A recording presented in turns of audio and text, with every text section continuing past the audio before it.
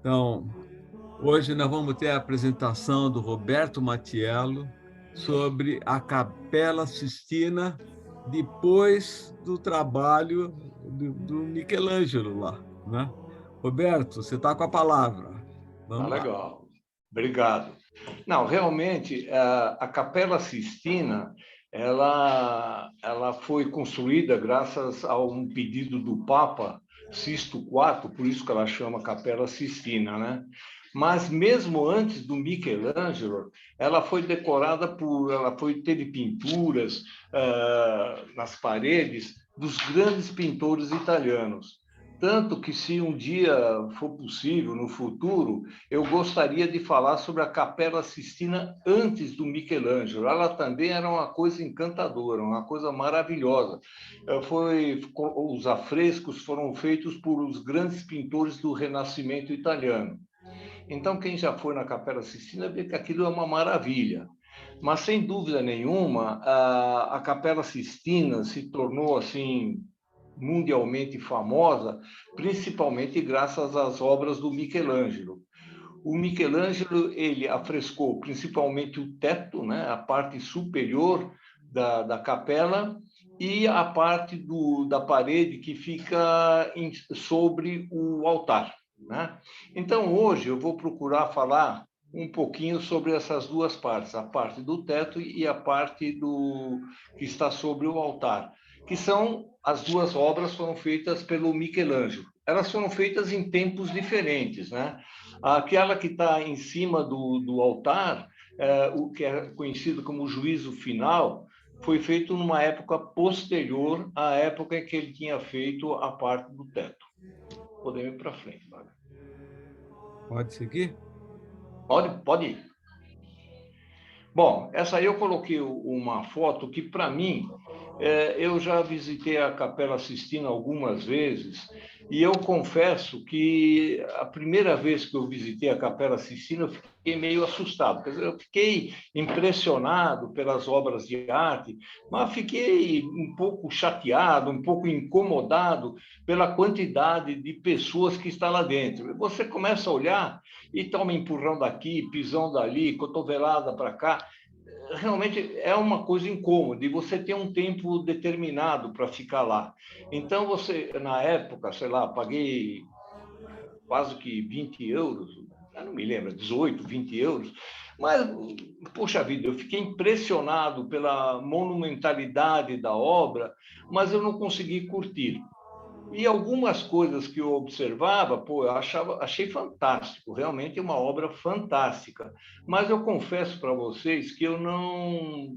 Muitas coisas, ou a maior parte das coisas que estavam pintadas ali, eu não compreendi. Eu achei bonito, mas é aquele bonito de ignorante. Eu só achei bonito, mas não sabia. A grande parte das coisas que estavam lá, eu não sabia o que representava. Eu tive oportunidade de ir outras vezes, mas aí, antes de ir, eu dei uma olhada no que representavam, quais as principais características das obras, e aí eu fui, aí eu achei realmente, eu achei impressionante, porque há detalhes que a gente não sabe, pelo menos eu não sabia a priori, e a hora que você vê ao vivo, você realmente, além da monumentalidade da obra, você vê a genialidade no caso aí do Michelangelo, né? Mas essa foto é só para lembrar que na época do verão, o pessoal na Itália chama de alta stagione, é na época de férias, principalmente em agosto lá na Europa, né? Então, cerca de 30 mil pessoas visitam por dia. Veja bem, por dia a Capela Sistina. Então é uma muvuca danada. Fora que, se você não está com o pescoço preparado, você acaba, eu pelo menos, acaba saindo com torcicolo depois de olhar tanto para cima e para os lados, né? Para os lados, para o alto. Né? Vamos em frente. Bom, esse aí é mais ou menos uma vista em corte do que é a Capela Sistina.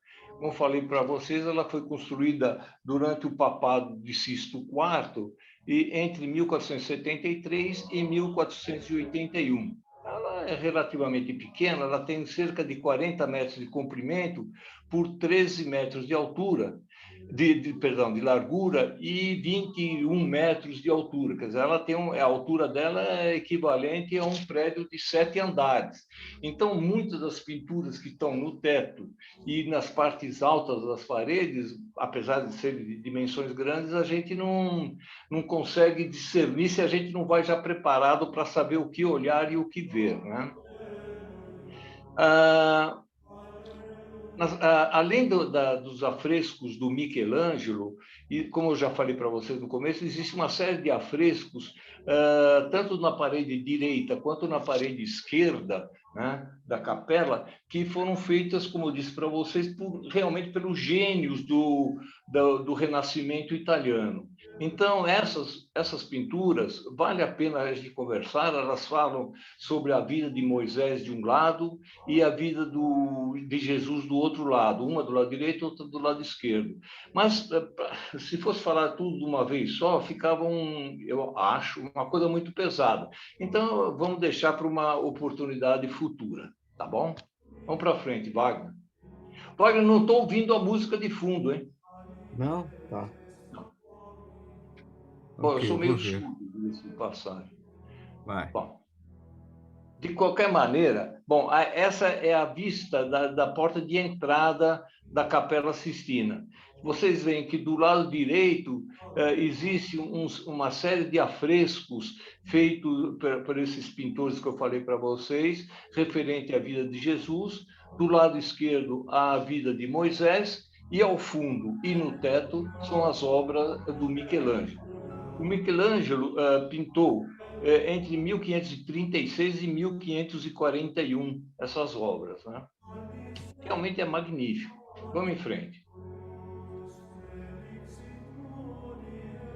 Olha, esses são os painéis laterais que eu falei para vocês, as pinturas, as pinturas na parede, né, os afrescos. A parede sul são as histórias do Moisés e as paredes norte as histórias de Cristo.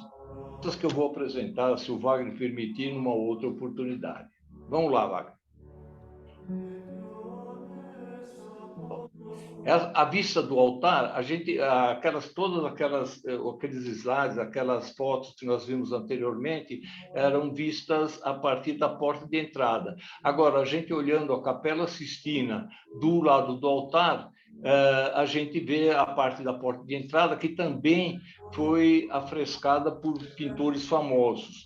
Só que esses afrescos que estão sobre a porta, essa parede, a uma determinada época, se não me engano, 1570, 1500 e tanto, ela desabou. Então, e foram pintadas se não me engano, por Sandro Botticelli e pelo Signorelli, que eram pintores super famosos, né? Aí ela desabou e muito tempo depois elas foram refeitas por pintores holandeses. Tá certo? Também são figuras bonitas, mas não tão famosas como eram os originais, tá? Vamos lá, Wagner. Olha, então aqui a gente vê a porta de entrada, tá certo? Eu coloquei essa setinha na horizontal, mostra a porta de entrada, e em cima da porta de entrada está a ressurreição de Cristo, que originalmente havia sido pintada pelo Ghirlandaio, que era um pintor famoso e realmente muito capacitado, e a luta pelo corpo de Moisés, né, que foi pintada pelo Signorelli originalmente. Mas esses dois quadros, essas duas pinturas, esses dois afrescos, como eu falei para vocês, depois que eles desapareceram por causa do acidente que houve na parede, eles foram refeitos por pintores holandeses. Mas a gente vai tratar disso em outra oportunidade. Vai.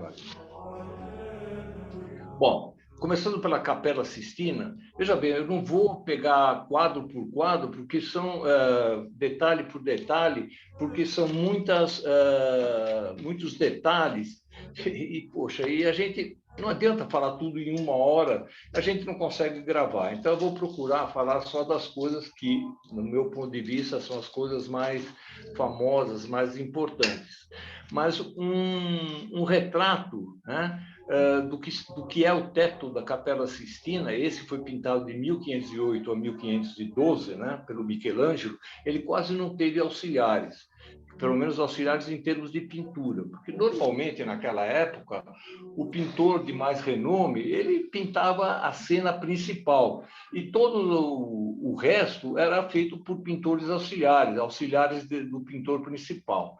Mas no caso da Capela Sistina e do Juízo Universal, o Michelangelo prescindiu de ajudantes. Ele fez tudo sozinho. Realmente foi um trabalho grande, né? Foi um trabalho ciclópico. A gente vendo esse mapa de como que é o teto da Capela Sistina, a gente, quando olha onde está em amarelo, são histórias bíblicas. Então, ele coloca cenas de histórias bíblicas. O verde são pinturas de antepassados de Jesus. O laranja,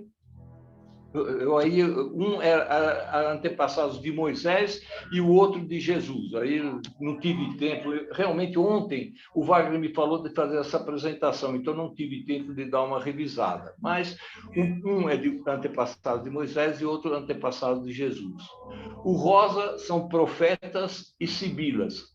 Sibilas, só para lembrar, eram aquelas mulheres não religiosas na religião cristã, mas da religião pagã. As sibilas eram mulheres que previam acontecimentos futuros, né? Os profetas já não. Os profetas são pessoas citadas na Bíblia cristã, né?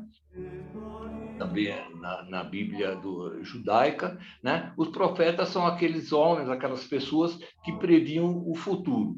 Então, aí há uma mistura de profetas bíblicos, quer dizer, que faz parte da igreja, de uma certa maneira, e sibilas, que é uma entidade que não é uma entidade que pertence à igreja.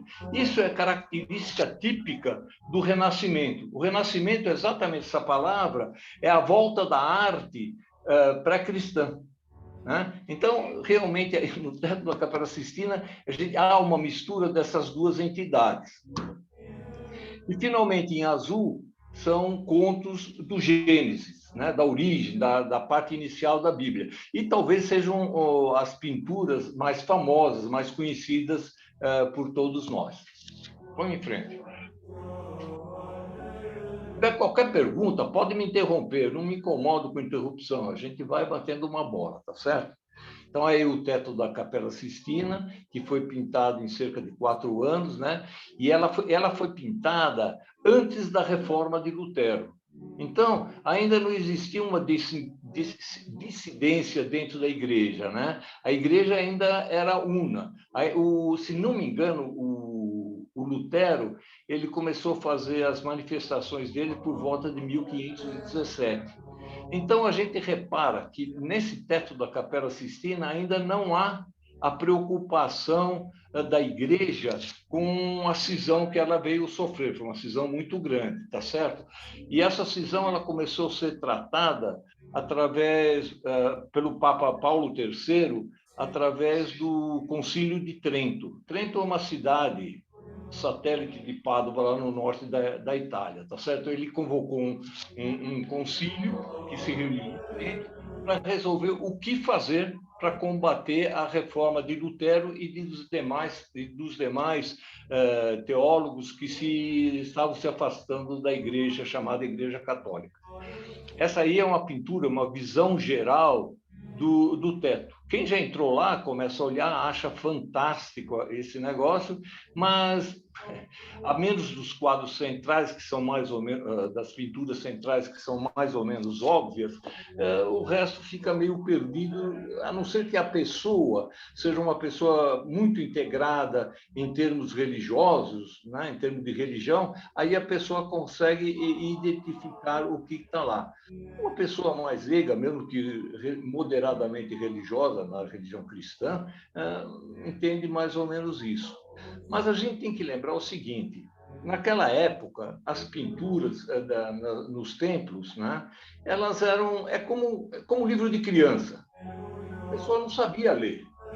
naquela época, a grande maioria não sabia ler. Então, as figuras, os quadros, os afrescos, eles serviam para que o padre, enfim, a entidade religiosa explicasse o que tinha acontecido em cada um daqueles quadros, daquelas representações. Repito, era mais ou menos como um livro de criança, onde tem muita figura e não tem texto. Não adianta colocar texto em um lugar que uma pessoa não sabe ler. E é engraçado que a evolução da pintura deixou de ser figurativa, como esse tipo de arte, deixou de ser figurativa e passou para uma pintura mais abstrata. Essa é a evolução, pelo menos eu, que não entendo nada, mas me parece que foi mais ou menos esse o caminho da evolução da arte pictórica, né? Vamos em frente, Wagner. Bom, eu peguei alguns chamado nude, que em italiano, em português quer dizer os nus, né? O Michelangelo foi muito combatido porque ele colocou muitos personagens sem roupa, ele pintou muitos personagens sem roupa. Ele foi muito perseguido, principalmente por um preposto do Papa, que ia lá e olhava as obras. O Papa não só foi olhar as obras quando estava tudo terminado, mas ele mandava encarregados dele verem como andavam os trabalhos. E tinha um fulano que nós vamos falar daqui a pouco, ele ficava louco da vida de tantas pessoas sem roupa, né? Mas essas pessoas sem roupa, então aí já começa uma coisa que eu acho interessante, que eu não sabia, que depois que eu dei uma lida, né, aí fiquei sabendo. Essas pessoas sem roupa, elas têm uma grinalda, uma coroa de folhas de carvalho. Sabe? A hora que a gente olha lá, você ainda não sabe o porquê, sei lá, tem umas folhas. A gente até pode confundir com folhas de louro, né? Mas não, são folhas de carvalho. E o Michelangelo pintou essas folhas de carvalho em homenagem à família do Papa Júlio II, que foi um Papa que foi sucedendo, e na época que ele pintou, o Sisto IV já havia falecido e já estava na época do papado do Júlio II. Ele era conhecido, o nome dele, Júlio II, era Giuliano della Rovere. A família della Rovere era uma família de Florença, uma família muito importante. E o símbolo dessa família della Rovere eram folhas de carvalho. Então ele, um belo de um puxa-saco, aproveitou para pintar coroas de folhas de carvalho nos personagens bíblicos que ele pintou. Vamos em frente. Essa é uma das coisas que a gente vai lá, se não sabe essa história, a gente não reconhece e não fala nada. Bom, daquelas pinturas principais que estão lá no teto, como eu disse para vocês, ela fala sobre o Gênesis, a criação do mundo, né? Segundo a Bíblia, evidentemente. Então, essa figura número 1 mostra a separação da luz das trevas. Então, a gente verifica, eu coloquei uma seta duas setas verticais, uma para cima, outra para baixo, mostrando realmente, ele mostrando a criação por Deus, Deus é esse personagem que está aí no meio, e de um lado do quadro, de uma diagonal superior, está meio que escuro, é mais escuro. E a parte diagonal inferior é mais claro. Então, realmente, ele quer mostrar, né, a separação da luz, que é o claro, em relação às trevas. Porque no começo, na origem, seria tudo trevas, não existia nada, né? Nem a luz. Na figura número 2, a gente vê a criação dos astros e dos planetas. Então, a gente vê em duas passagens Deus, né? Deus dá de roupa, só num detalhe aí, Deus está mostrando o bumbum, né? Ele está criando o sol, né? Criando a luz, né? O Criador é representado duas vezes. À direita, enquanto abre os braços, cria os astros, né? E à esquerda, dando vida às plantas e à terra. Então, era muito comum, e nós vamos ver isso adiante, era muito comum, no mesmo painel, no mesmo afresco, no mesmo quadro, a gente colocar o pintor colocar diversos detalhes, não só uma representação. Eles representavam mais de uma coisa, mais de um acontecimento em um único painel. Quem falou aí que está muito pequeno o teto, eu sei. Por isso que eu recomendo comprar um computador com tela de 37 polegadas, porque, infelizmente, aí não dá para dar detalhes. A gente vai olhando detalhe por detalhe agora, tá? Vamos em frente, Wagner. Bom, essa talvez seja a figura mais icônica, né, do teto da Capela Sistina. É a criação do homem.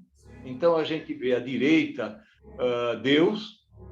Eu olhando Deus, isso eu estou abrindo um parênteses, eu achei engraçado. Deus está com a barba branca.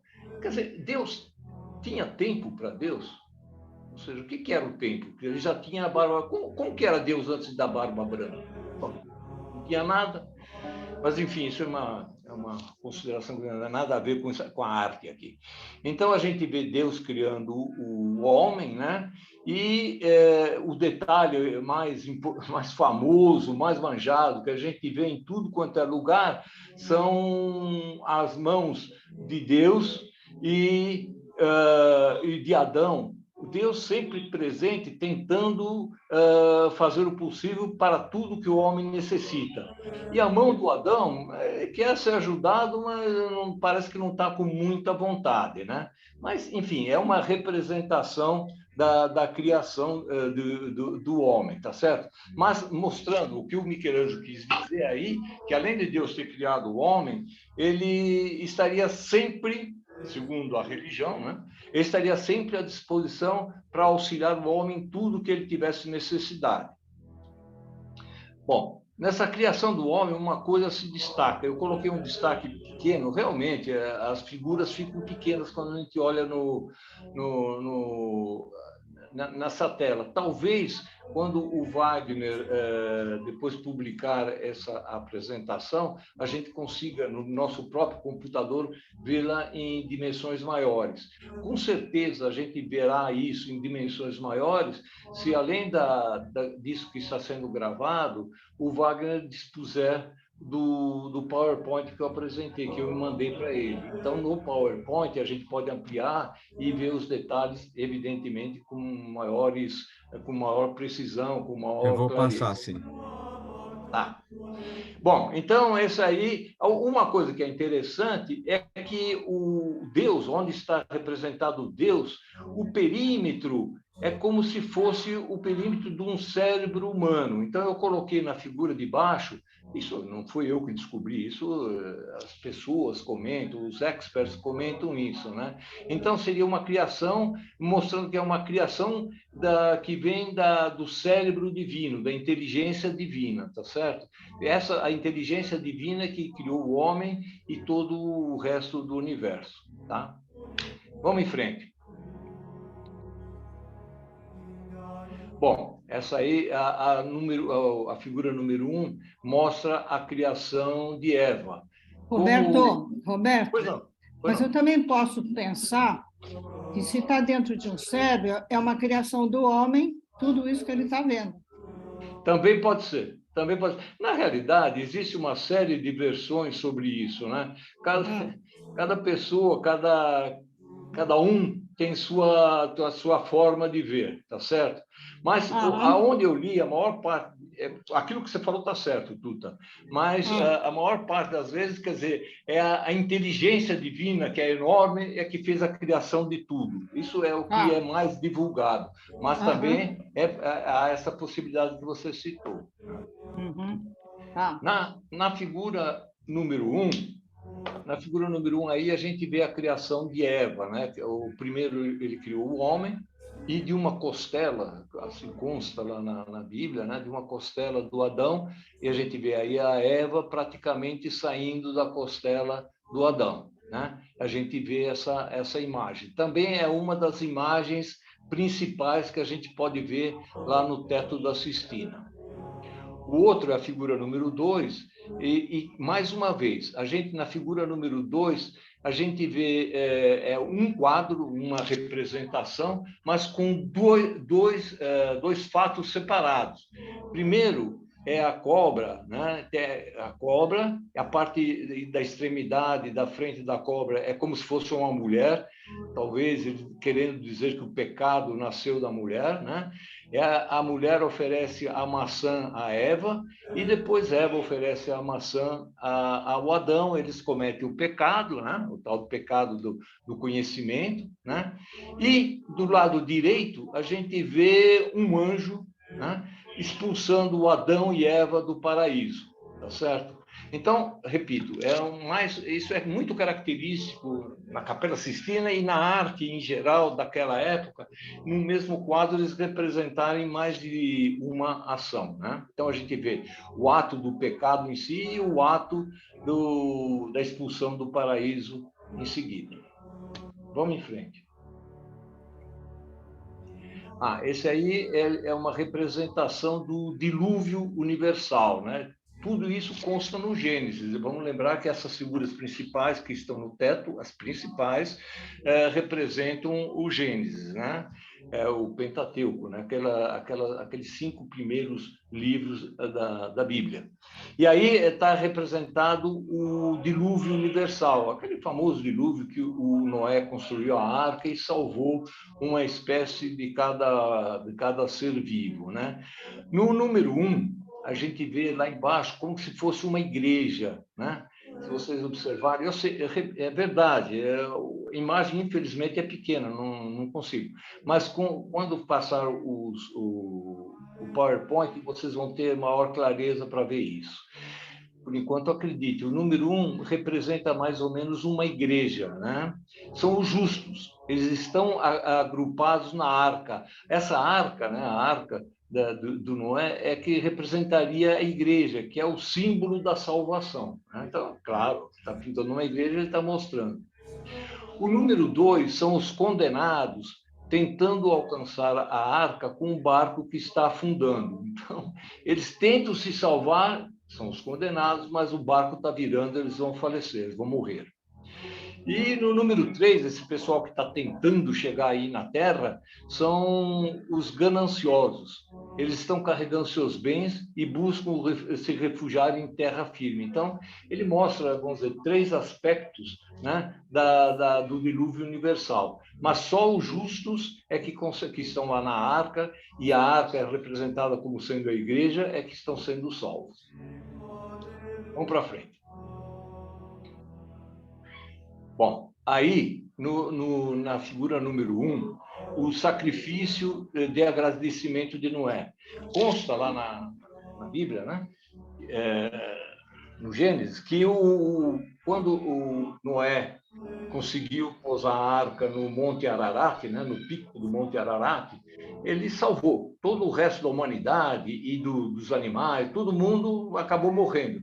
Só Noé e sua família e uma espécie de cada dos animais é que se salvou.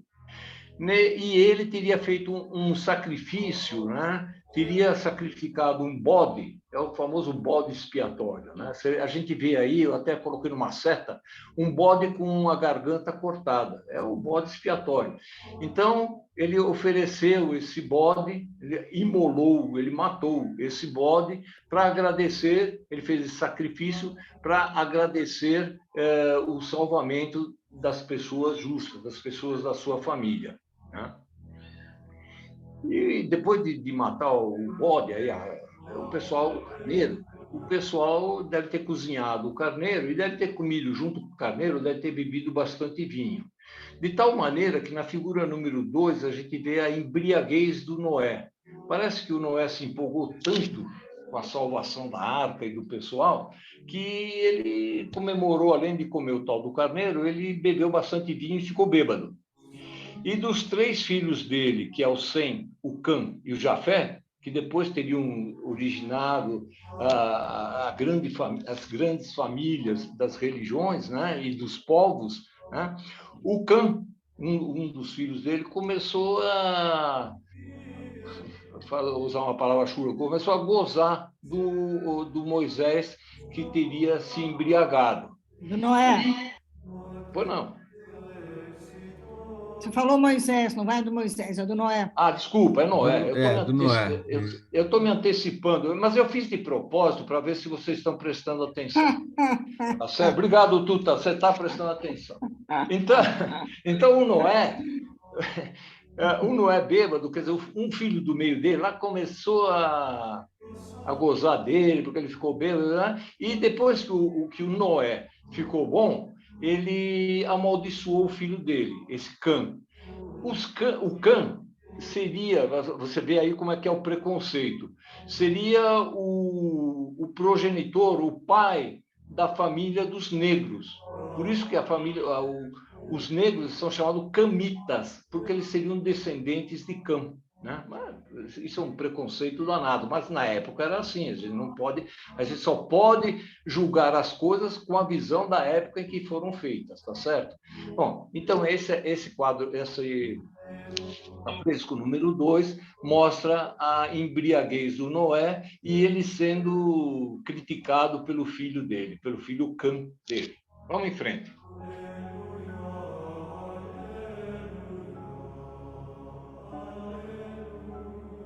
Bom, nas paredes também de cima do teto, ele, como eu falei antes, ele havia pintado as sibilas e os profetas.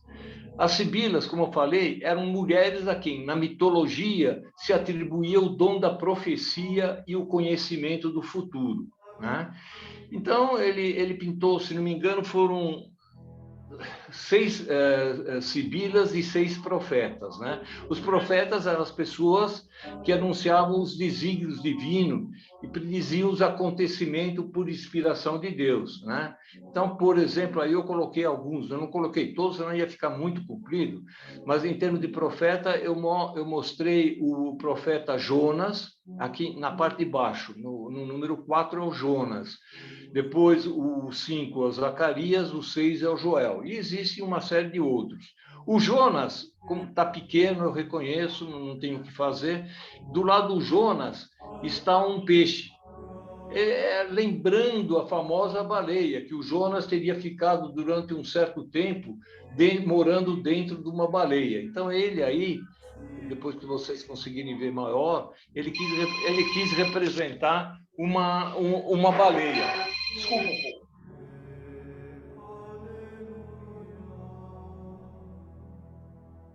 Desculpa, gente. É o telefone. Desculpa. Bom, em termos de sibilas, que eram as mulheres que conheciam o futuro, que prediziam o futuro, eu coloquei aí as sibilas délficas. Délfica é porque era da cidade de Delfos, que é uma cidade na Grécia Antiga. Líbica, que era da Líbia, Pérsica, e existia uma série de outras. Talvez a mais famosa tenha sido a famosa Sibila de Delfos. Era a mulher que ela aspirava um vapor que vinha da terra e alguém fazia uma pergunta para ela e ela, depois que inalava aqueles gases, né, que provinham da terra, ela previa o futuro, ela falava algumas palavras.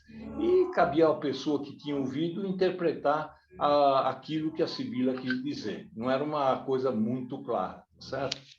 Vamos para frente, Wagner.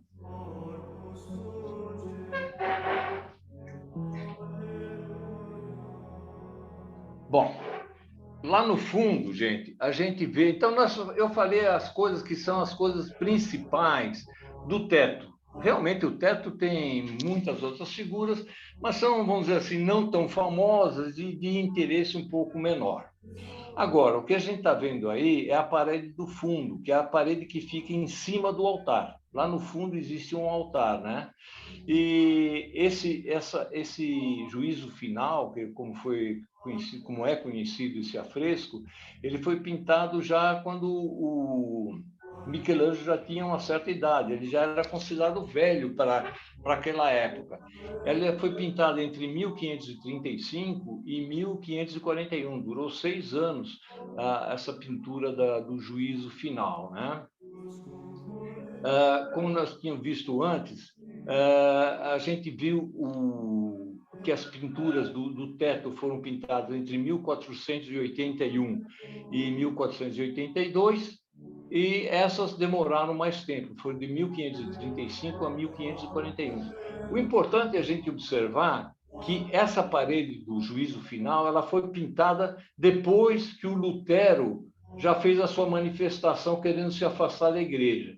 Então já tem um certo cunho religioso, já tendendo a, vamos dizer, a gente vai ver em seguida, a criticar a reforma que o Lutero e os demais, também o Calvino e outros, os Zwingli, tentaram fazer, né? Então, a gente vê aí, desculpa, Wagner, viu? A gente vê aí essa última parte que mostra essa cena do juízo final, ela é dividida em setores. Por exemplo, eu, quando cheguei a primeira vez para olhar essa Capela Sistina, quando eu olhei para o juízo final, eu vi um monte de personagens, eu não sabia se eu começava a olhar por cima, e a capela é alta, ela tem como se fosse um prédio de 7 andares, essa parede do fundo é como se, então, quer dizer, um negócio muito grande. E existe uma série de detalhes que na primeira, como eu disse para você, na primeira vez que eu vi, eu não sabia se começar de baixo, do meio, de cima, enfim, a gente fica meio perdido, tá certo? Mas existe uma certa didática para olhar e para entender esse juízo final. Vamos em frente. Aí, ó. O juízo final foi pintado quando Michelangelo já tinha 60 anos. Para aquela época, a pessoa com 60 anos era considerada um velho, né? A pessoa tinha uma expectativa de vida muito menor do que se tem hoje. 60 anos é um cara velho. E diga-se de passagem, ele pintou essa parte por encomenda do Papa Paulo III, que foi exatamente esse Paulo III que convocou o Concílio de Trento, que era o concílio para dizer, para determinar o que a Igreja deveria fazer para combater o cisma que estava ocorrendo, originado pelo Lutero, né? E esse Paulo, só abrindo um parênteses, esse Papa Paulo III, existe uma capela que fica do lado da Capela Sistina, mas ela não é aberta, normalmente ela não é aberta ao público. Chama-se Capela Paulina. Depois que o Michelangelo pintou a Capela Sistina, o Papa Paulo III pediu para ele fazer uns afrescos na capela dele, por isso que chama Capela Paulina. Poucas pessoas viram, a gente consegue mais ver como é que ela é dentro através da internet, tá? Mas existem duas grandes obras do Michelangelo na Capela Paulina. Uma é referente à conversão de São Paulo, né? E a outra é referente à crucificação de São Pedro. Pedro e Paulo são os pais da igreja, né? Bom, isso a gente vê em uma outra oportunidade, se vocês tiverem paciência e vontade de ver. Bom, esse quadro aí, pessoal, é o juízo final. Como eu disse para vocês, olha, ele tem quase 14 metros de altura por 12 metros de largura. Realmente é uma coisa muito grande, tá certo? Uma coisa muito grande. E existe, sei lá, parece que quase 200 personagens, ou mais de 200, pelo menos 200 personagens principais nesse afresco, tá certo? Então, quando a gente olha assim, cara, eu pelo menos, né? Eu vi, entendi alguma coisa, mas não sabia exatamente o que o Michelangelo quis representar. Claro que a figura de Deus, de Cristo, eu conseguia interpretar, de Maria também, mas fora isso, muito pouca coisa, né? Então vamos tentar falar alguma coisa desses personagens. Vai em frente, Wagner. Como eu falei para vocês, né, o juízo final foi pintado já no período da Contra-Reforma. A Contra-Reforma foi esse tal movimento contra a reforma do Martinho, que começou com o Martinho Lutero, né? Então aí eu coloco o Michelangelo, eu coloco as datas que eu falei já anteriormente para vocês, tá certo? Então uma coisa é olhar o teto, a ideia que tinha Michelangelo quando ele pintou o teto. Quando ele pintou a parede do Juízo Universal, ele já via a igreja e aquilo que ele queria passar ao público já era diferente do original, tá certo? Daquilo que ele pensou inicialmente quando ele pintou o teto. Vai em frente, Wagner. Então, ó, o juízo final, a parúzia. Parúzia, vocês não sabem o que é, acho. Eu não sabia o que era. Aí eu fui lá. A parúzia é a representação da segunda vinda de Jesus Cristo na Terra. É para fazer o julgamento final. Então, parúzia é a segunda vinda de Jesus na Terra e é a hora que ele faz o juízo final. Quer dizer, que acabou, todo mundo morreu e todo mundo vai ser julgado. Alguns vão para o inferno, outros vão para o céu e alguns fazem um estágio no purgatório, né? Então, a parúzia é exatamente isso daí.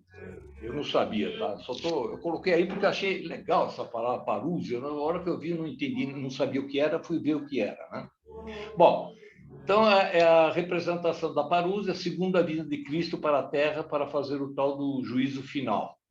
Na parúzia, Cristo promove a ressurreição dos mortos que se juntam com as respectivas almas. Porque quando a pessoa morre, estou falando segundo a visão da época, da igreja da época, tá? A pessoa morria, era enterrada, né? Mas a alma continuava viva e ficava em um determinado lugar, lá, num limbo, ficava esperando o julgamento. Né? E o julgamento era quando terminasse o mundo. Quando todo mundo morria, quando acabava tudo, aí vinha Jesus e fazia o julgamento final, o juízo final. Aí alguns puxavam lá para o céu, outros faziam um pit stop no purgatório, e outros estavam condenados eternamente a ficar no inferno. Né? Então, a gente agora olhando para o quadro, outra vez, o quadro é pequeno, não tem jeito. As 4 divisões do juízo final. A número 1, nós vamos ver agora, daqui a pouco, são cenas do sofrimento que Jesus teve antes de ser morto na cruz. Nós vamos ver com detalhes isso daí. A do meio, a de cima também são conhecidas como as 2 lunetas, né? Por causa talvez do formato. A faixa que está indicada como número 2 são dos bem-aventurados, são aqueles que Deus, Jesus, vai salvar, vai levar lá para perto dele, vai levar lá para o céu. O 3 é o pessoal que está no meio termo, não está nem embaixo nem em cima, está no purgatório. E o 4 é o pessoal que agiu mal, foi condenado, vai eternamente, vai ficar no inferno. Então, basicamente, quando a gente vê o juízo final, quando a gente vira o juízo final lá na Capela Sistina, a gente tem que entender mais ou menos isso. E tem que procurar entender e ler a obra do Michelangelo nessa ordem numérica. O número 1, a parte de cima, tem que começar pelo alto, né? Depois o número 2, 3 e finalmente a parte 4. Então, isso já ajuda um pouco a gente discernir aquilo que ele pintou, aquilo que ele quis dizer. Tá? Vamos para frente, Wagner. Essas são as lunetas, são os símbolos da paixão de Cristo. Então, na luneta número 1, a gente vê os anjos. Outra palavra que eu aprendi quando eu pesquisei. São anjos ápteros. Anjos ápteros, como todo mundo sabe, são anjos que não têm asas. Tá? Então, ele pintou uns anjos ápteros ajudando a carregar a cruz, né? Porque Cristo foi obrigado a carregar a cruz durante o tempo todo. Né? Aí já mostra, quer dizer, acabou tudo, acabou o sofrimento, então aquela cruz já está sendo carregada por mais gente, pelos anjos. Né? Eles também, se vocês olharem uma seta que está no número 1, na parte de baixo, tem um anjo aí carregando aquela aquela coroa de espinhos. Né? Então, toda a coroa de espinhos, a cruz, tudo é símbolo do sofrimento que Jesus passou quando estava na Terra. Mas isso tudo acabou. Então, o pessoal está levando tudo para longe. Um anjo aponta para a cruz e os outros beatos que estão ressuscitando. São a salvação, que é o exemplo que Jesus deu ao povo, né? Às pessoas. Quem seguisse pela religião, quem seguisse a Jesus seria salvo, tá certo? Na luneta número 2, que é essa luneta da direita, refere-se à paixão. A paixão é o martírio de Jesus. Tem aí uma coluna, vocês estão vendo uma coluna.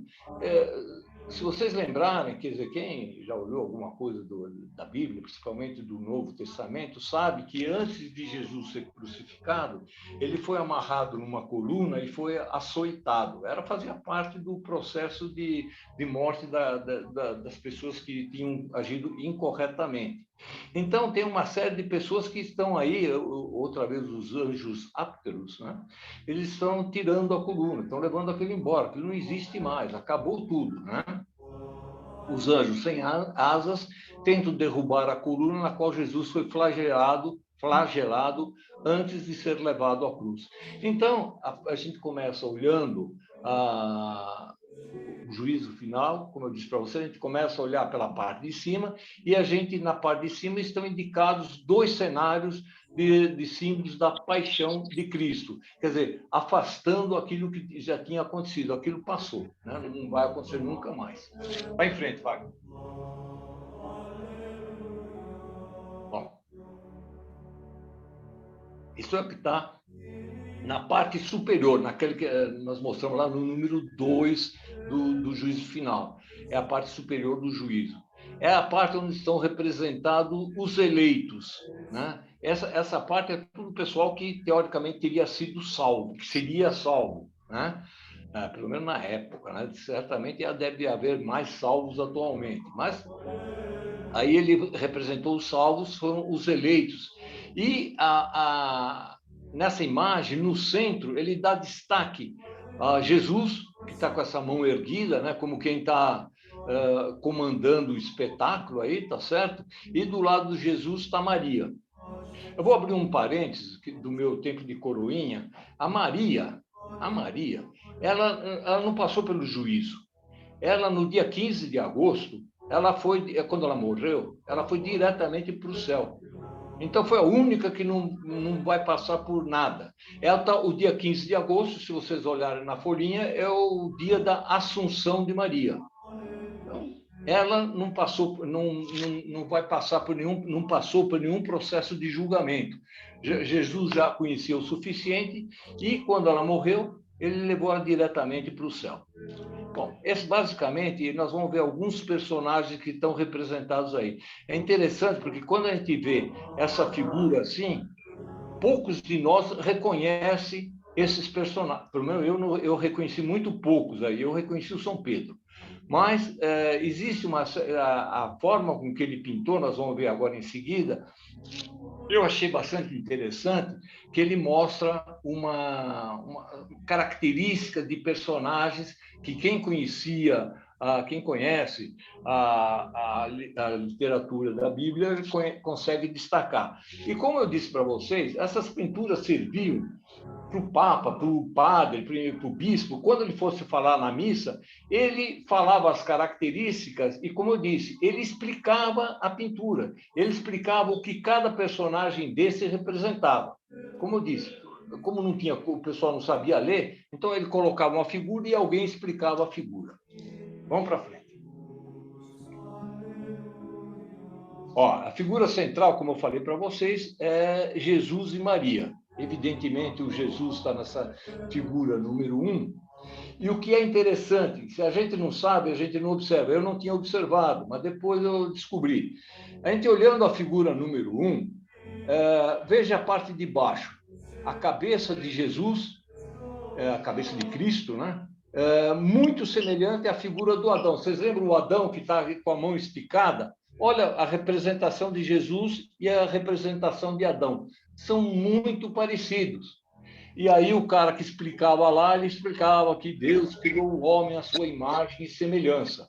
Então, se você não está ligado, eu falo você, mas sou eu, tá? Vocês são cobra, aí vocês devem manjar muito mais do que eu, mas eu só comecei a atentar para isso quando eu comecei a pesquisar. Aí que eu comecei a achar legal, e na outra vez que eu fui na Sistina, eu achei muito mais interessante, porque eu sabia o que olhar e o que aquilo queria dizer. Então, é muito legal a gente ver sobre esse enfoque do conhecimento. Eu não posso deixar de citar o grande Dante Alighieri, que viveu em Florença, também uma cidade subúrbio de Pádua, ele, quando ele escreveu a Divina Comédia, quando ele se refere a Maria, ele fala a filha de seu filho, porque realmente Jesus é o pai de todos. Portanto, se ele é pai de todos, ele é pai de Maria, mas Maria era a mãe dele. Então, o Dante Alighieri saiu com essa que eu achei genial. Ele se refere a Maria dizendo que ela era filha do seu filho. Muito bacana. Bom, eu achei legal. O Cristo aí ele está olhando em direção aos condenados e Maria em direção aos eleitos. Depois nós vamos ver que os condenados estão na direção da vista de Jesus e os eleitos em direção à vista de Maria. Maria aparece com os braços e os pés cruzados, lembrando a crucificação de seu filho. Outro detalhe, que se a gente não está ligado, né, a gente não percebe, não dá valor, não sabe o que o cara quis representar com isso. Jesus aparece, aí não dá para ver, eu tentei mostrar na figura número 3, Jesus aparece com os pés perfurados. Quando vocês tiverem os slides, vocês vão poder perceber, dá para perceber nos slides, né? Que Jesus aparece com os pés perfurados, lembrando que ele foi crucificado. Bom, aqui a Maria foi direta para o céu, como eu falei para vocês, de corpo e alma, no dia 15 de 8, o dia da Assunção. Foi uma antecipação da ressurreição. Ela não passou pela ressurreição, ela passou direta para o céu. Em frente, Wagner. Agora a gente vê alguns detalhes dos eleitos. Os eleitos, chamados eleitos, são aqueles que vão direto para o céu. O grupo da esquerda de Jesus, né, é formado quase que só por mulheres. Dá uma olhada. Esse grupo aí é quase só por mulheres, né? As virgens, as sibilas, mulheres com o dom da profecia, eu já falei isso para vocês, as heroínas do Antigo Testamento. Então, dá destaque para uma mulher em primeiro plano, né? A figura número A é uma mulher grande. Só lembrando, o Michelangelo, ele era bom mesmo, era na escultura. E quando ele pintava como se fizesse escultura, pessoal cheio de músculo, cheio de força, etc. e tal. Foi um desafio para ele fazer a pintura. Na realidade, ele não queria fazer a pintura. Foi um camarada que encheu tanto a paciência do Papa que obrigou o Michelangelo a pintar. Ele não queria. A profissão real dele era escultor. Mas ele, como ele era um gênio, né, ele mostrou que ele também era bom nisso. Então, o destaque da figura da mulher em primeiro plano A. Dá uma olhada, tem uma seta aí, eu coloquei uma seta na mulher A, né? Ela representa a misericórdia da igreja. Veja como essa mulher está acolhendo uma outra pessoa. Então, ele quis representar aí a misericórdia da igreja. Então, a pessoa pode pecar, pode fazer o que for, mas se ela se arrepender, a igreja acolhe novamente.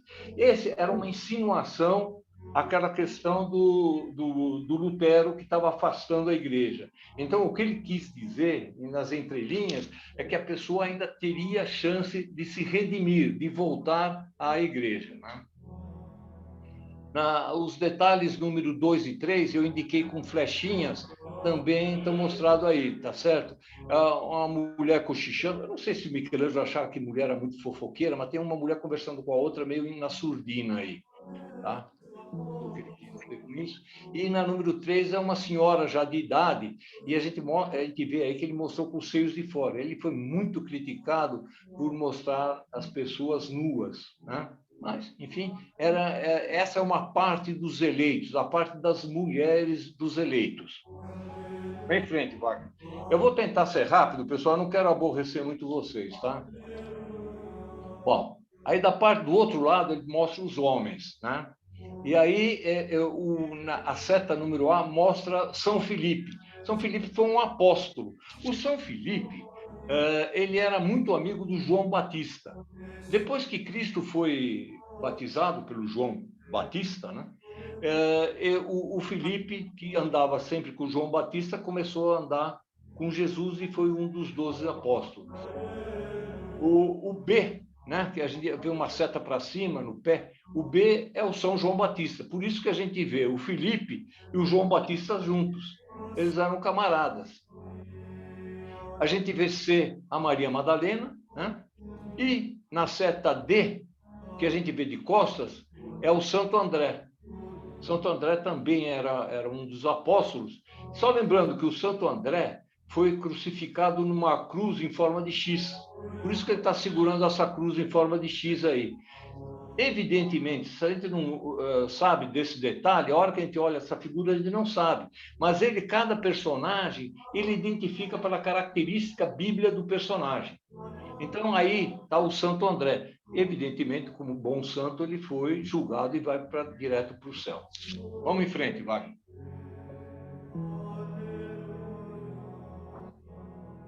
Que eu acabei de falar do Santo André aí, ó. Esse que está segurando a cruz em forma de X.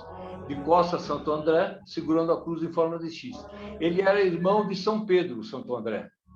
Ele também era pescador. E só a título de conhecimento, a gente vê a bandeira da Escócia, esse X, é porque o Santo André é patrono da Escócia. Então, a bandeira da Escócia tem esse formato exatamente para homenagear o patrono da Escócia. E eu coloquei também o símbolo da cidade aqui vizinha nossa de São Paulo, é o vizinho de Santo André. Também Santo André, aqui no Brasil, aqui essa cidade limítrofe nossa, tem o X, quer dizer, que é a cruz de Santo André. Só que essa cruz de Santo André tem as cores verde e amarela, porque está aqui no Brasil. A da Escócia é azul e branca. Repito, é só detalhes que a gente conhece e a gente vai analisando e a gente vai achando que é legal o negócio. Vai em frente, vai. Bom, aí mais alguns detalhes. Se do lado direito, do lado esquerdo só tinha mulheres, desse lado praticamente só há homens, né? O grupo da direita é formado por mártires e beatos, com maioria de figuras masculinas. O homem forte carrega uma cruz. Dá uma olhada, tem um camarada forte aí carregando uma cruz. Esse parece que ele quis representar Dimas.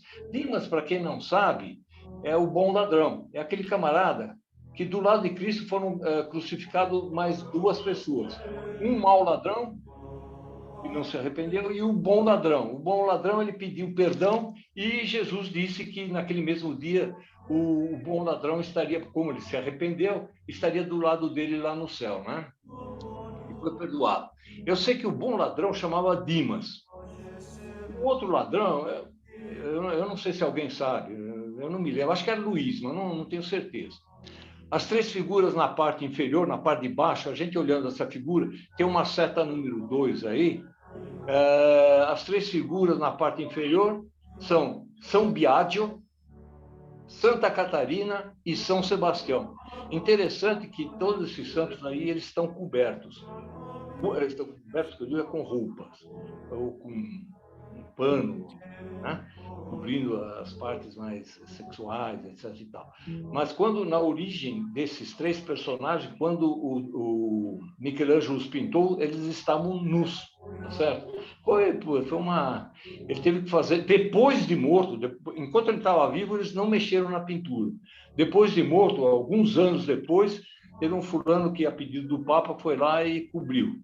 Colocou as vestes em alguns dos personagens. Vamos em frente, vai. Bom, aí são os elogios e críticas que muita gente fez, ou fez principalmente à época, né, às obras do Michelangelo. A gente vê aí na parte número 1, duas pessoas se abraçando, quase se beijando. Parece alguma coisa quase que homossexual. Na realidade, eles estão se confraternizando porque eles foram salvos. Mas fica uma interpretação meio dúbia. Diga-se de passagem, apesar do Michelangelo ter vivido quase que 90 anos, sei lá, viveu muito, ele nunca foi casado. Ele tinha umas amizades com rapazes do mesmo sexo. Agora, era alguma coisa diferente. Se ele tinha alguma predileção diferente, isso eu não sei. Bom, mas a gente vê que essas figuras, a figura número 1, duas pessoas se abraçando, a figura número 2, duas pessoas se beijando, que estão também mostradas na figura número 3, né? Na figura número 4, 5 e 6, na figura número 4 está mostrando os personagens de São Biagio, Santa Catarina e São Sebastião sem roupa, tais como foram pintados pelo Michelangelo. E a gente vê nas 5 e as 6 eles vestidos, Santa Catarina e São Sebastião vestidos. A gente sabe que é São Sebastião por causa das flechas que ele tem na mão. São Sebastião, para quem não sabe, eu também não sabia, ele era um soldado romano que assumiu a religião cristã. E ele foi flechado por causa disso. Ele foi, como castigo, ele foi flechado. A Santa Catarina, essa que aparece na número 5, tem uma roda dentada, foi uma mártir cristã que ela foi condenada a ficar entre duas rodas dentadas, e ela foi moída por essas duas rodas dentadas. Está aí mostrando. Então, quando a gente sabe o que acontece, a gente reconhece o personagem. Por isso que existia a figura da pessoa explicando. Agora, a gente vai lá meio desprevenido, jamais eu vou imaginar que essa seria a tal da Santa Catarina, né? O outro São Sebastião e assim por diante. Agora, no detalhe, a figura 7 está o Daniele de Volterra. Ele foi o cara que foi o pintor das roupas, ou dos trajes que, entre aspas, cobriam as obscenidades das pinturas do Michelangelo. Mas, repito, isso só foi feito depois que o Michelangelo morreu, e algum tempo depois, muitas das roupas que ele tinha pintado, muitos dos planos que ele tinha pintado, foram removidos, deixaram os personagens nus. Tanto que a gente vê muito personagem nu nas cenas, tanto enfim, das cenas em geral, tanto do juízo final, quanto das outras passagens bíblicas na Capela Sistina. A gente, por exemplo, viu Deus mostrando o bumbum de fora, no teto, né? Isso, antes eles tinham coberto essa parte do bumbum dele, mas faz parte de como é cada época, de como é o juízo de cada época. Vai em frente, Wagner. Então, aí, ó, eu peguei alguns detalhes disso que eu acabei de explicar para vocês. A figura número 1 é o Dimas, o bom ladrão. O mau ladrão não aparece nem no inferno. Não sei que fim levou o mau ladrão, cara. Eu fiquei procurando ele, mas eu não achei. Só aparece o tal do Dimas. O São Sebastião, soldado romano morto por ter se tornado cristão. No 3 está Moisés. Moisés, e seu nome é citado em várias vezes. Ele é uma homenagem. Moisés realmente foi um grande personagem bíblico, né? Ele é citado em várias passagens no Êxodo, no Levítico, livro dos Números e dos Deuteronômios, né? Então, ele pintou também. Em 4 está a tal da Santa Catarina, mostrada também no 5. E na 6 está São Longino. Aí não dá para ver, realmente, aí está pequeno, só quem tiver o PowerPoint depois vai ver. São Longino foi um santo que ele foi martirizado com uma serra, ele foi cortado ao meio. E aí, não dá para ver direito, mas pode acreditar em mim, está representado uma pessoa sendo serrada ao meio. Por isso que a gente reconhece o São Longino. Mas a gente precisa dar uma estudada antes para poder reconhecer, senão a gente simplesmente vê um camarada sendo serrado sem entender quem é. Vai lá em frente, Wagner. Bom. Essa é legal, hein, cara? Essa figura número 1, a gente vê na parte de baixo São Lourenço. Né? São Lourenço é o número 1. Está parecendo um camarada com uma grelha na mão. Não é festa de churrasco. Na realidade, ele foi martirizado sendo colocado em cima de uma grelha e tendo morrido assado sobre o fogo, estando ele numa grelha. O número 2 é o São Bartolomeu. Esse São Bartolomeu, a gente vai ver, eu coloquei depois uma figura maior. Esse São Bartolomeu, cara, ele também foi martirizado, ele foi esfolado, ou seja, tiraram completamente a pele dele enquanto vivo, e em seguida ele foi decapitado. Então, o pessoal não se contentava em matar, eles tinham que judiar da pessoa antes a pessoa tinha que sofrer antes de morrer, né? E no número 3, eu me enganei, no número 2, como eu disse, eu não revisei esse trabalho. Se a gente olhar no número 2 aqui em cima, que existe uma seta, a gente vê o São Pedro. O São Lourenço é o número 1. Eu coloquei aqui o número 3 em azul. Mas olhando o número 2, a gente vê um camarada de barba com umas chaves na mão. Aí está pouco nítido aí. Mas umas chaves na mão era o São Pedro. Porque Jesus fez o Pedro ser o representante dele na Terra. E tem uma parte lá que ele dá as chaves do paraíso para poder permitir que a pessoa saia da Terra e vá para o paraíso. Então, ele é o porteiro do paraíso. Por isso que aí esse personagem que está representado na figura número 2 tem as chaves na mão. Quando a gente vê um camarada com as chaves na mão, a gente já sabe que esse fulano é uma representação do São Pedro, que também foi o primeiro Papa. Da seta número 2, né? Na seta da figura número 2. E também, na seta número 2 está o São Bartolomeu. Olha, vamos olhar a figura número 1. Na seta número 2 está São Bartolomeu e na seta número 3 está São Pedro. Na seta número 1, que é a figura 3, na seta número 1, que é a figura 3, está o São Lourenço, o tal que morreu na grelha. Está vendo ele aí com uma grelha na mão? Tá? E em cima está o São Pedro. E repare também que o São Pedro descobriram as partes íntimas do São Pedro. Vamos em frente.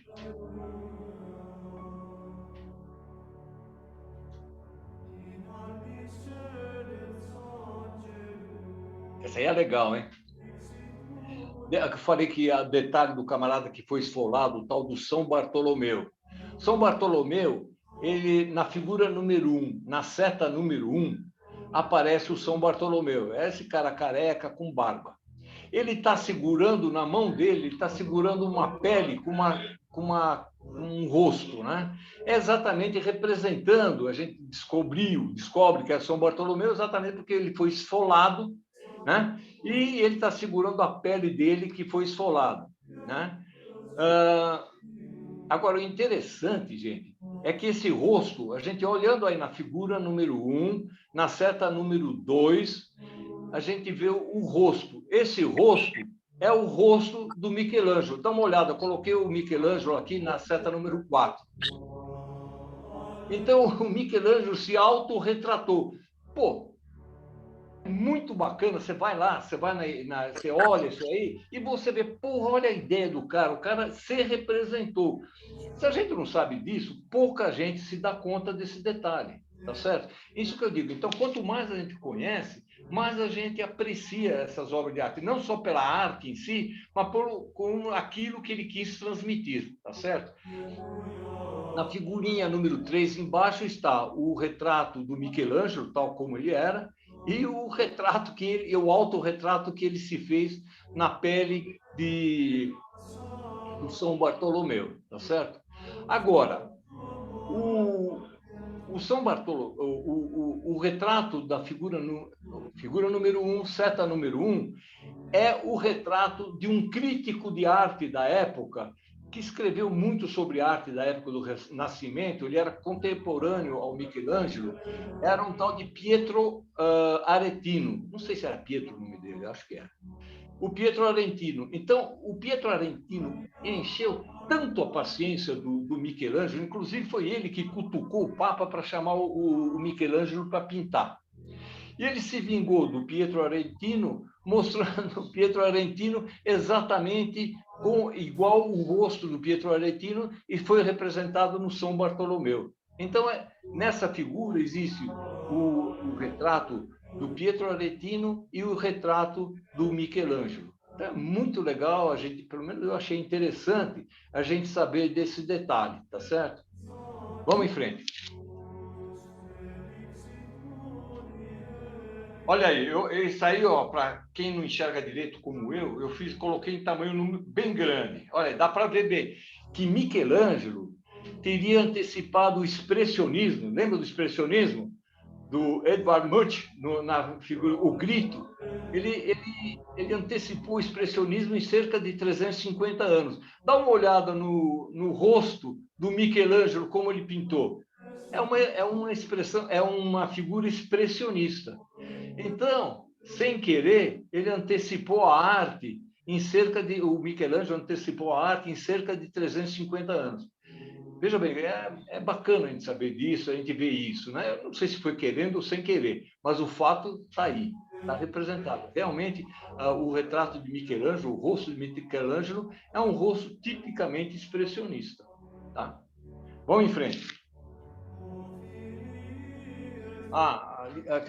Aqui eu coloquei em forma ampliada a figura de São Pedro. Lembra aquele camarada que eu falei que estava segurando as chaves?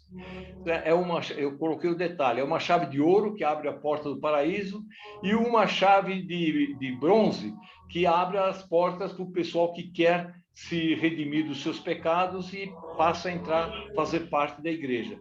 Então, no juízo final, o Pedro já fez a parte dele e ele está devolvendo as chaves para Jesus. Quando vocês olharam, não sei se vocês observaram, está representado aí, nesse 2, o São Pedro ele está devolvendo a chave. Ele está devolvendo a chave porque ele já fez a missão dele. Ele já quem agora, dali para frente, quem manda é Jesus. Ele já está fazendo o julgamento, ele já não julga mais nada. E só como detalhe, quem conhece o brasão de armas do Vaticano, além da coroa papal, existem 2 chaves, são exatamente essas chaves de ouro e de bronze. Adelante. Tá aí, ó, eu mostrando em detalhe. O que está do lado do São Pedro é São Paulo. São Paulo, no fim da vida dele, ele fez promessa de não cortar mais o cabelo e se abster de álcool e não tocar em pessoas mortas. Então, ele está mostrando aí o São Paulo, já no fim da vida dele, com os cabelos compridos, tá certo? Então, São Pedro e São Paulo, aí, nessa figura, eles estão juntos, tá? Do lado de São Paulo está São João. São João era dos discípulos de Jesus, ele era o mais jovem, ele está representado aí como um moleque, aí, como um jovem, um menino, um rapaz. Bom, então, vocês veem na figura número 2, essa seta vertical está indicando exatamente o São João, né? E os eleitos são aqueles em que em vida praticaram o bem. Então, todo esse pessoal aí, tanto da esquerda de Jesus quanto à direita, são o pessoal que ele considera que merecia o céu, então ele está levando já para perto dele. Vamos em frente, Wagner. Essas aí são as trombetas do juízo final. Então, o Apocalipse, segundo São João, né? Os anjos, seriam 7 anjos. Eu não sei por que o Michelangelo ali se enganou e colocou 8. Mas 7 anjos tocariam as trombetas, chamando todo mundo para o juízo final. Então, Apocalipse é uma palavra de origem, termo grego, que significa revelação. Então, aí seriam reveladas as pessoas salvas e as pessoas que não seriam salvas. Então, bom, existe uma série de detalhes aí, que na hora que vocês olharem as figuras, vocês vão entender melhor. Eu estou andando um pouco rápido para não aborrecer muito com vocês, tá certo? Vamos para a próxima, Wagner. Aí os anjos anunciaram o fim dos tempos, né? Os mortos começam a ressuscitar. Então, a gente vê detalhes de pessoas saindo do túmulo, estão ressuscitando, né? Estão juntando o corpo que eles tinham antigamente com a alma. A ressurreição nada mais é do que a junção da alma, que é imortal, com o corpo, que é mortal, né? Então, ressurreição, segundo a igreja, né? Seria isso. Então, ele representa aí alguns dos mortos, pessoas mortas sendo ressuscitadas, saindo dos túmulos. Dá uma olhada nesse quadrinho número 2, existe uma pessoa em forma de cadáver, né? E a alma incorporando a um ser que volta a ser como ele era quando era vivo. Então, essa é a representação, segundo a igreja, da ressurreição, certo? No momento da ressurreição, as almas retornam aos seus respectivos corpos. Na ressurreição, os corpos se tornam novamente como eram quando estavam no seu vigor físico. O frade no alto, aqui, quem olhar a figura número 1, tem uma seta vertical para baixo, é um frade. Ele representou São Francisco, que está ajudando um leproso, Tá? Então, porra, quem olhando para o juízo final, olhando para esse frade, ia saber que era São Francisco. E é São Francisco, pelas características como ele foi pintado. Para o próximo, Wagner.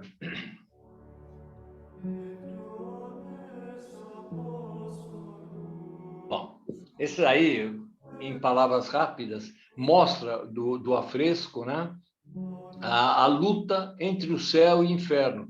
Então, a gente vê um personagem aí que está de ponta cabeça, ele está com a seta, figura número 1, na seta número 1, existe um anjo tentando salvar a pessoa e 2 demônios tentando puxar a pessoa para baixo, para o inferno. Né? Então, é a luta entre o bem e o mal. Provavelmente esse cara, pela lógica, devia ir para o purgatório, tá certo? Porque esse cara, ele causou o interesse dos anjos, de uma pessoa boa, mas também o interesse dos ruins, dos demônios, né? Então, ele está sendo disputado. E a gente vê aí em todas as figuras, a gente vê no quadrinho número 2, pessoas indo direto para o céu, tá vendo? Estão voando direto para o céu. Esses já são salvos direto. Vamos para próximo, Wagner. Bom, então essa é a tal da disputa, né? Então aí a gente vê aquilo que eu falei para vocês, os anjos tentando ajudar os ressuscitados a subirem e os demônios tentando segurar o pessoal para ir para baixo, né? E isso realmente mostra, isso é uma ação da Contra-Reforma que eu falei para vocês. Ele pintou isso já na época da Contra-Reforma. Então isso mostra o seguinte, que o pessoal ainda pode se arrepender de ter deixado a religião católica, né? O pessoal poderia se arrepender e ainda ser salvo. Mas quem não se arrependesse ele seria inexoravelmente condenado ao inferno. Essa é a visão da época, né? Vamos para frente. Vai lá. Bom, então, outra vez aí a gente vê essa luta entre o bem e o mal. Os condenados são puxados para baixo em direção ao inferno. Nenhum condenado tenta ajudar o outro. Então, quem está condenado, cada um se preocupa por si mesmo. E Michelangelo pintou os 7 pecados capitais. Isso precisa olhar lá lá no juízo final, em loco, né? Mas são a soberba, a luxúria, a gula, a ira. Isso aí eu fiz uma cola para saber o que eram os pecados capitais. Avareza, inveja e preguiça, né? Mas ele representou, nessa parte do quadro, do afresco, ele representou cada um desses pecados capitais. Ele procurou representar cada um desses pecados capitais. Vai mais um, Wagner. Os pecados capitais. Então, eu tentei numerar os pecados capitais, a soberba, número 1, né? Aquele que sempre quis ser o maior de todos é puxado para ficar de cabeça para baixo. Então, quem era soberbo agora fica com a cabeça para baixo. Então, essa foi a forma dele representar como seria julgado a soberba, né? O número 2, aquele que viveu na luxúria, né? Está sendo puxado por um demônio pelos genitais. Então, o demônio está segurando nos genitais do personagem. Isso vocês têm que ver em forma maior, tá? Mas acreditem no que eu estou falando. Ele está puxando, como ele era da luxúria, só pensava em luxúria, ele é condenado ao inferno e está sendo puxado para o inferno por um dos demônios através dos seus genitais. O 3 é o condenado pela gula. Está colocando a mão na garganta, lembrando o motivo de sua condenação.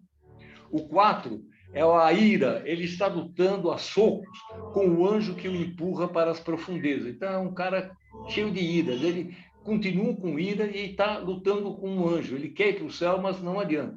Então, ele briga com o anjo. Vai em frente, vai.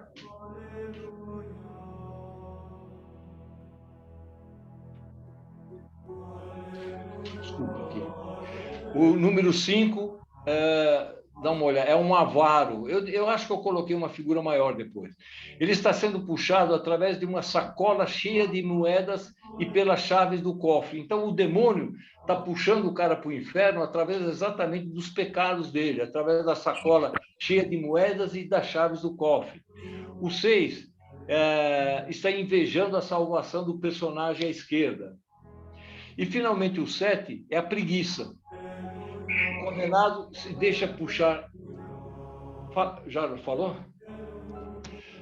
Preguiça, o condenado se deixa puxar para baixo sem qualquer resistência. O cara é preguiçoso, tá vendo? Tá sendo puxado para o inferno e ele não está nem reagindo, ele não tem força de vontade, ele é preguiçoso.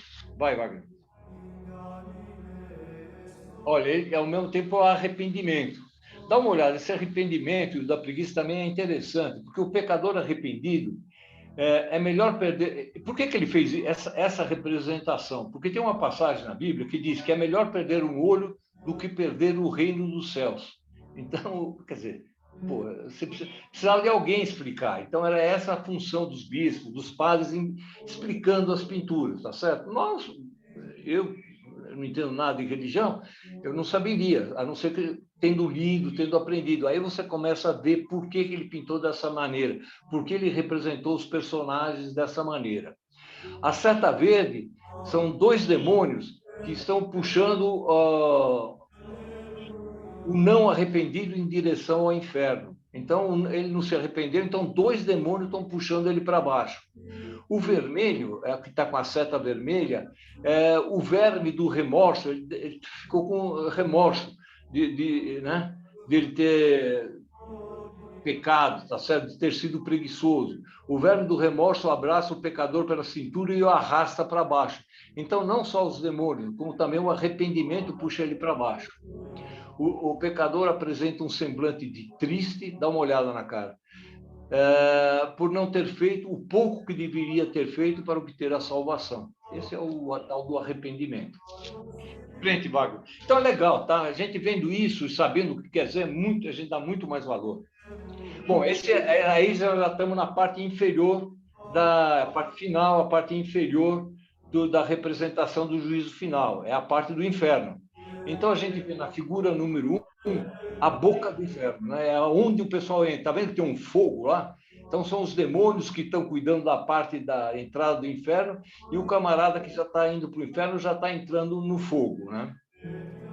Tem muito da representação do inferno aí que foi citada por volta de 1300 pelo Dante Alighieri. Então a visão que o pessoal tinha do inferno era ainda aquela visão da Divina Comédia do Dante Alighieri. Na figura número 2, no quadrinho número 2, a gente vê Caronte. Caronte, para quem conhece um pouco de mitologia, né, era o barqueiro do inferno. Era o camarada que embarcava todos os condenados e atravessava os rios Estinge e Aqueronte e levava o pessoal que tinha sido condenado para o inferno. Então, está aí o barqueiro, né? O tal do Caronte, levando os condenados para o inferno. Tá? E a gente vê os condenados já na figura número 3, um dos condenados já sendo desembarcado, está sendo puxado pelos demônios. E no 4, na figurinha número 4, a gente vê a representação, a cara horrível de 2 personagens que seriam 2 demônios. Né? Vai em frente, vai. Esse é o desembarque no inferno, né? Então, o pessoal saindo da barca, sendo puxado para baixo, para dentro do inferno, pelos demônios. Um conjunto, um condenado, é o número 1. Se vocês olharem na setinha em cima, é o número 1. Um condenado tenta se proteger da fúria de Caronte usando as mãos. Porque o Caronte, se vocês olharem nas figuras anteriores, tem um remo na mão e está descendo o remo na cabeça do pessoal, para o pessoal desembarcar rápido para o inferno. A seta número 2 mostra um condenado que protege as orelhas para não ouvir os gritos do barqueiro. Né? O barqueiro, além de estar dando pancada no pessoal para desembarcar, deve estar gritando o pessoal descer logo do barco para ir para o inferno. O outro condenado, que está na figura número 3, fixa o olhar para baixo para não ver aquilo que está acontecendo. A coisa tão horrível que o cara não quer nem ver o que está acontecendo. Esse é o desembarque para o inferno. Vamos para frente. Fica mais 1 minuto. Está acabando. Bom, olha aqui, ó. Então a gente vê aí, ó, na figura número 1 e 3, né, os demônios usam violência para conduzir os condenados para o inferno. Os condenados são também todos, de todas as raças. É interessante que ele colocou um condenado na figura número 2, um negro. Né? Então ele mostra que não tem distinção de raça ou cor. Qualquer um pode ser condenado ou salvo. Da mesma forma que os anjos empurram os condenados para baixo, os demônios fazem o mesmo. Então, tanto os anjos não querem que eles sejam salvos, Quantos demônios quero que eles entrem direto para o inferno? Acho que tem mais uma ou duas. Vai à frente, Wagner. Isso que eu achei, olha, eu achei essa parte eu achei muito legal, cara. O Michelangelo ele se vingou do inimigo dele. Esse que está na figura número 2, que eu coloquei umas setas, é um desafeto do Michelangelo. Ele representa como se fosse o Minos, um deus do inferno. Mas ele representa o Minos, se vocês olharem aí na figura, o Minos tem orelha de burro e rabo de burro. Dá uma olhada. A orelha dele de burro e na seta estou mostrando aí o rabo. As orelhas dá para ver também no detalhe número 3, né? Esse personagem, ele tem uma serpente, uma cobra, que está mordendo os genitais dele. Então, o cara está sofrendo barbaridades. Minos teria cometido o pecado da luxúria, por isso que tem uma cobra aí avançando nos genitais. Mas, na realidade, quem ele pintou aí foi o rosto, esse rosto do Minos é o rosto do Biagio de Cesena. Era um secretário do Papa, que supervisionava os trabalhos de Michelangelo. Como eu disse para vocês, o Papa não ia lá ver o que o Michelangelo fazia. Ele mandava esse Biagio de Cesena. Cesena é o nome de uma cidade. Biagio devia ter nascido lá. E esse Biagio enchia a paciência do Papa, pedindo para o Michelangelo mudar as coisas, cobrir os corpos, fazer isso, fazer aquilo. E o Michelangelo não aguentava o tal do Biagio de Cesena. E como que ele se vingou? Ele se vingou do Biagio fazendo um retrato do Biagio desse jeito, com orelha de burro, rabo de burro e uma serpente pendurada nos genitais. E isso, o que eu achei mais engraçado, a hora que o Biagio viu isso, ele ficou louco da vida. Ele foi lá e foi se queixar com o Papa. Então, eu mostro aí o cara se queixando com o Papa. Aí o Papa foi mais genial ainda, o Paulo III, e falou, olha, meu filho, eu não posso fazer nada. Eu mando, quando muito, aqui na Terra e um pouco no céu. Mas no inferno eu não mando nada. Se você ficou no inferno, você vai continuar lá.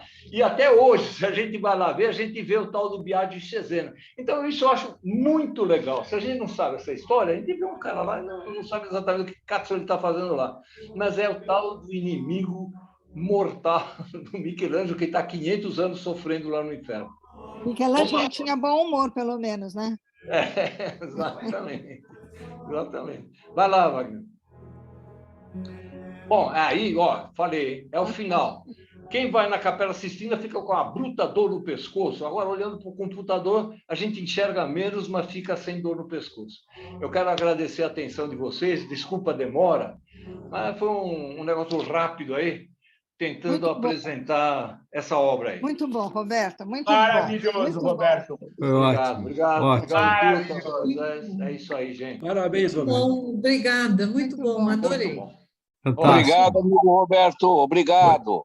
Muito bom, Legal, Roberto. bom. Valeu, foi ótimo. Obrigado. Eu sei que vocês são amigos e estão elogiando. Muito obrigado. Não. Eu vejo que alguns estão elogiando, mas estão ficando vermelho. É vergonha, né? Tudo bem, não está mal. Olha, pessoal. Roberto, não seja modesto. Olha, um dia, quando for possível, quando o Wagner deixar, porque o Wagner é um tirano, né? Ele escala quem ele quer na hora que ele quer. Mas, enfim, a gente tem que obedecer. Eu gostaria de apresentar para vocês aquelas pinturas que foram feitas por outros artistas que não o Michelangelo, por isso que nesse aí eu chamei a Capela Sistina depois de Michelangelo. Eu queria mostrar para vocês como é, ou como foi, a Capela Sistina antes do Michelangelo. Também é um negócio muito interessante. Já Então, pode ir preparando, legal. hein, Roberto? Vai preparando. Roberto, já está matriculado. Tá legal. Mas fala baixo que o Wagner ouve. Já está vai preparando. Tá bom. Não, mas realmente eu acho que é muito interessante.